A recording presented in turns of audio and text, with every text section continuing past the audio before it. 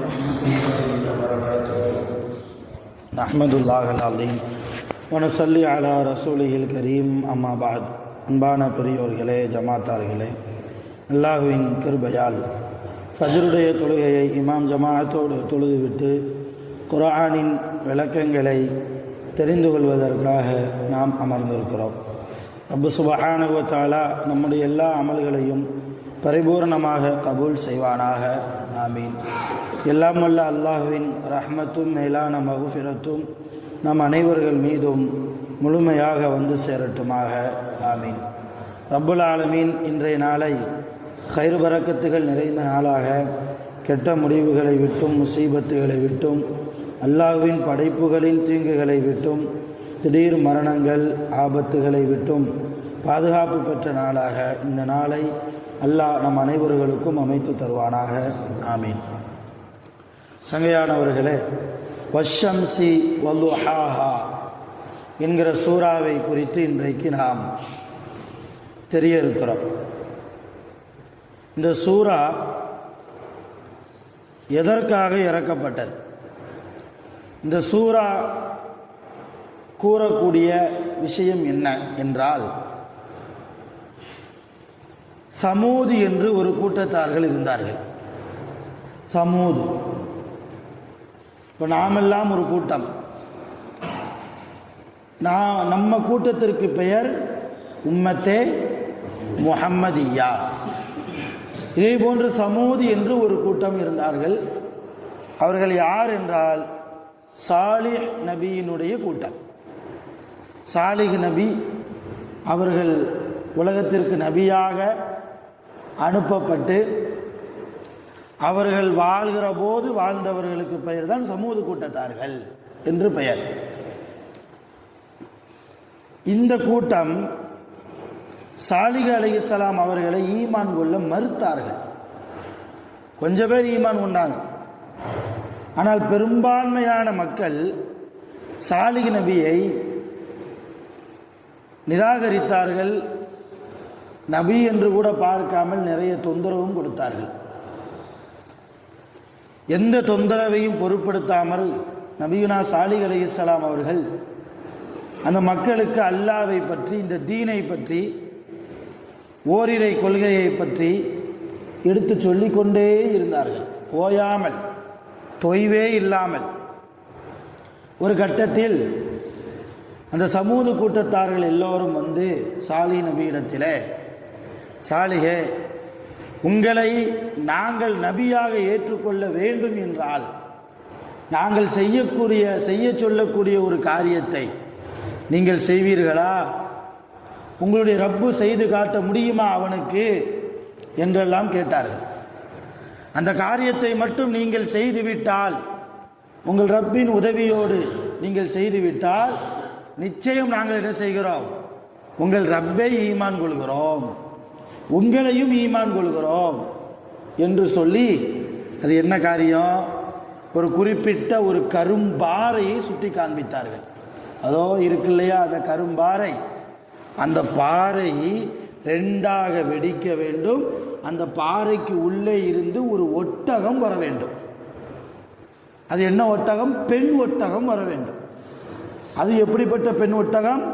கர்ப்பிணியான பெண் ஒட்டகம். இப்படி வந்துச்சுன்னா உங்களை நபின்னு நாங்கள் ஏற்றுக்கிறோம். சாலிஹ் அலைஹிஸ்ஸலாம் அல்லாஹ்ட்ட துவா செஞ்சாங்க. யா அல்லாஹ், எவ்வளவோ எனக்காக இந்த மக்களை நீ பொறுத்து கொண்டாய். இந்த காரியத்தை செய்ய சொல்கிறாங்க. இந்த கரும்பாறையிலிருந்து கர்ப்பிணியான ஒரு பெண் ஒட்டகம் வெளிவருமையானால் நாங்கள் உங்களை ஈமான் கொள்கிறோம் என்கிறார்கள். எப்படியாவது வர வைத்து விடு ரப்பே என்று சொல்ல, அல்லாஹ் சில நிபந்தனைகளோடு அந்த காரியத்தை செய்தான். என்ன நிபந்தனை? ஒட்டகம் வரும், ஆனால் யாரும் அந்த ஒட்டகத்திற்கு எந்த தீங்கும் கொடுக்கக்கூடாது. யாரும் என்ன செய்யக்கூடாது? அந்த ஒட்டகத்திற்கு எந்த தீங்கும், எந்த இடைஞ்சலும் கொடுக்கக்கூடாது. உங்கள் வேலையை பார்த்துட்டு நீங்கள் போயிடணும், அந்த ஒட்டகம் அது வேலையை பார்த்துட்டு போகும். அதே போன்று சமூக கூட்டத்தார்கள் வசிக்கக்கூடிய பகுதியில் அவர்கள் குடிப்பதற்கு ஒரே ஒரு கிணறு மட்டும்தான் இருந்துச்சு. எல்லாத்துக்கும் சேர்த்து ஒரு கிணறு. எல்லாரும் அந்த கிணறுல வந்து தண்ணி எடுக்கணும். அல்லாஹ் சொன்னா சாலிஹ் நபிகிட்ட, ஒரு நாள் ஊர் மக்கள் கிணத்திலே தண்ணீர் எடுக்கட்டும், இன்னொரு ஒரு நாள் என் ஒட்டகத்திற்காக அவங்க கொடுத்துடணும். அந்த நேரத்தில் யாரும் தண்ணி பிடிக்க வரக்கூடாது. அந்த நேரத்தில் என்னுடைய ஒட்டகம் என்ன செய்யும்? தண்ணீர் அருந்தும். இது சம்மதமான கேளுங்க. நான் சாலிஹ் நபி இதை கேட்டாங்க. எந்த தொந்தரவும் கொடுக்க மாட்டீங்கல்ல, ஒரு நாள் அந்த கிணற்றினுடைய தண்ணீரை ஒட்டகத்திற்கென்று ஒதுக்கி விடுவீர்களா? நீங்கள் அந்த நேரத்தில் வரக்கூடாது. எல்லாத்துக்கும் சரின்ட்டாங்க அந்த மக்கள். அல்லாஹ்வுடைய குதிரத், அல்லாஹ்வுடைய வல்லமை, அவன் நினைத்தால் எது வேண்டுமானாலும் செய்து காட்ட முடியும் இல்லையா? கரும்பாறை இரண்டாக வெடித்தது. உள்ளிருந்து கர்ப்பிணியான நிலைமையில் ஒரு பெண் ஒட்டகம் வந்தது. எல்லோரும் அதிர்ச்சி அடைந்தார்கள், ஆச்சரியப்பட்டு போனார்கள். ஆனால் அந்த பாவி மக்கள் அப்போதும் கூட சாலிஹ் நபியை ஈமான் கொள்ளல. இவர் ஏதோ சூனியக்காரர், இவருக்கு ஏதோ சில மந்திரங்கள் தந்திரங்கள் எல்லாம் தெரிந்திருக்கிறது, அதை வைத்துத்தான் இவர் இப்படி ஒரு ஒட்டகத்தை வர வைத்திருக்கிறார், உண்மையிலே இவர் நபி அல்ல, அல்லாஹ் என்று ஒரு கடவுள் கிடையாது என்றெல்லாம் சொல்லி அப்பொழுதும் சாலிஹ் நபியை பொய்ப்படுத்தி போயிட்டாங்க. போனவங்க நாள் ஆகுது, அந்த ஒட்டகத்திற்கும் தொந்தரவு கொடுக்க ஆரம்பித்தாங்க. எதனால் ஒட்டகத்துக்கு தொந்தரவு கொடுக்க ஆரம்பித்தாங்கன்னா, ஒரு நாள் முழுவதும் ஊர் மக்கள் தண்ணீர் எடுப்பாங்க கிணத்துல, மறுநாள் ஒட்டகம் வந்து தண்ணி குடிக்கணும். ஒட்டகம் என்ன செய்யும்? ஒரே உறிஞ்சில் எல்லா தண்ணியும் எடுத்துரும். ஒரே உறிஞ்சில் கிணத்துல உள்ள எல்லா தண்ணியும் குடிச்சிடும். மறுநாள் வந்து இவங்க வந்து பார்க்கும்போது இவர்களுக்கு தேவையான தண்ணீருடைய அளவு அந்த கிணத்துல இருக்காது. அதனால மக்கள் அந்த ஒட்டகத்தின் மீது கோபப்பட்டு, இந்த ஒட்டகத்தை தீண்டக்கூடாதுன்னு சாலிஹ் சொல்லியிருக்கிறாரு, அதெல்லாம் தீண்டினாலும் ஒன்றும் ஆகாது, என்ன ஆகிடப்போகுது, ஈமான் கொள்றோன்னு சொல்லி தான் ஒட்டகத்தை வர வைக்க சொன்னோம். ஒட்டகமும் வந்துச்சு, நம்ம ஈமானை கொண்டிருக்கோம், சாலிஹ் நபியை ஏற்றுக்கொண்டா இருக்கிறோம், இல்லையா? அவர் ஈமான் கொள்ளலை என்பதற்காக நாம் என்ன அழிந்தா போயிட்டோம், செத்தா மடிந்து விட்டோம், இந்த ஒட்டகம் இருக்கிற வரைக்கும் நமக்கு குடிக்கிறதுக்கு தண்ணி இருக்காது என்று சொல்லி அந்த கூட்டத்திலிருந்து ஒரு மகா கெட்டவன், அவன் பேர் ஹைதர், மகா கெட்டவன். அவன் என்ன செஞ்சான்? ஒட்டகத்தினுடைய அந்த கணுக்கால், கரண்டைக்காலுடைய நரம்பை வெட்டிட்டான், கணுக்காலை துண்டித்து விட்டான். அந்த ஒட்டகம் படாது பாடுபட்டு மெத்த சிரமப்பட்டு கடைசியில் அந்த ஒட்டகத்தை அறுத்தே போட்டான். அந்த ஒட்டகத்தினுடைய மாமிசத்தை ஊர் மக்கள் எல்லோருக்கும் கொடுத்தான். ஊர் மக்கள் எல்லோரும், இது அல்லாஹ்வுடைய வல்லமையால் வந்த ஒட்டகம், இந்த ஒட்டகத்தினுடைய இறைச்சியை அல்லாஹ்வுடைய அனுமதி இல்லாமல் நாம் சாப்பிடக்கூடாதே என்கிற ஒரு அல்லாஹ்வின் மீது உண்டான அச்சம் இல்லாமல் எல்லாம் சாப்பிட்டாங்க. அல்லாஹ் சொல்லிட்டான், 3 நாளில் ஒரு பயம் இருக்க மாட்டான்ட்டான் அல்லாஹ் சாலிஹ் நபிகிட்ட. சாலிஹ் நபியே, நீங்கள் பிழைத்துக் கொள்வீர்கள், உங்களை யார் ஈமான் கொண்டார்களோ அவர்களும் தப்பித்துக் கொள்வார்கள்.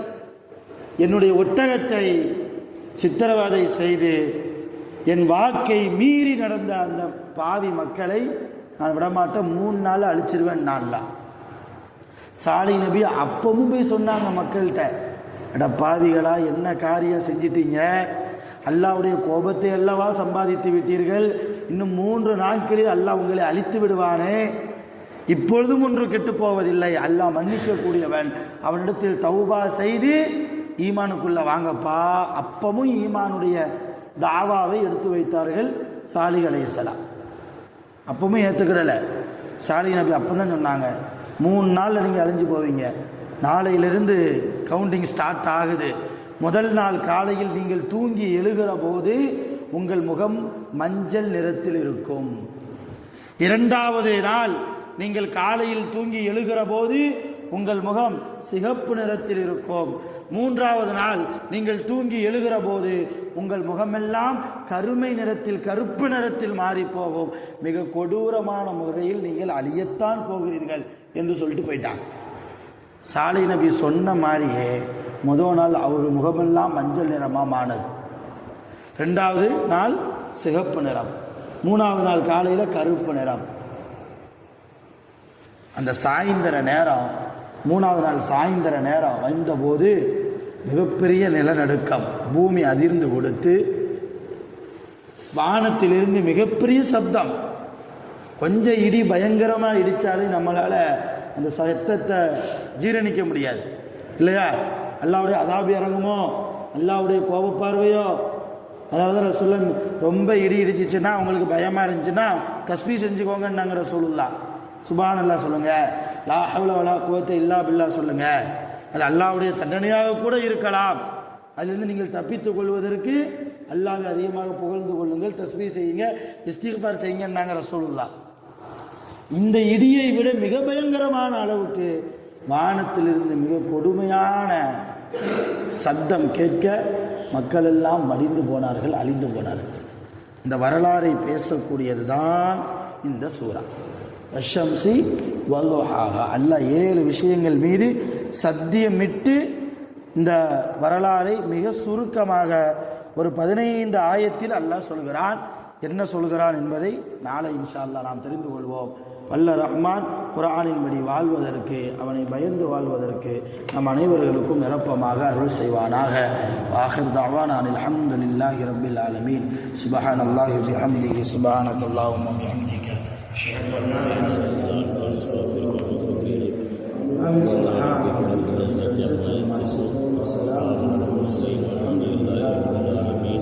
ஸல்லல்லாஹு அலா முஹம்மது ஸல்லல்லாஹு அலைஹி வஸல்லம், ஸல்லல்லாஹு அலா முஹம்மது ஸல்லல்லாஹு அலைஹி வஸல்லம், ஸல்லல்லாஹு அலா முஹம்மது யா ரப்பி ஸல்லி அலைஹி வஸல்லம். ஸலாம்.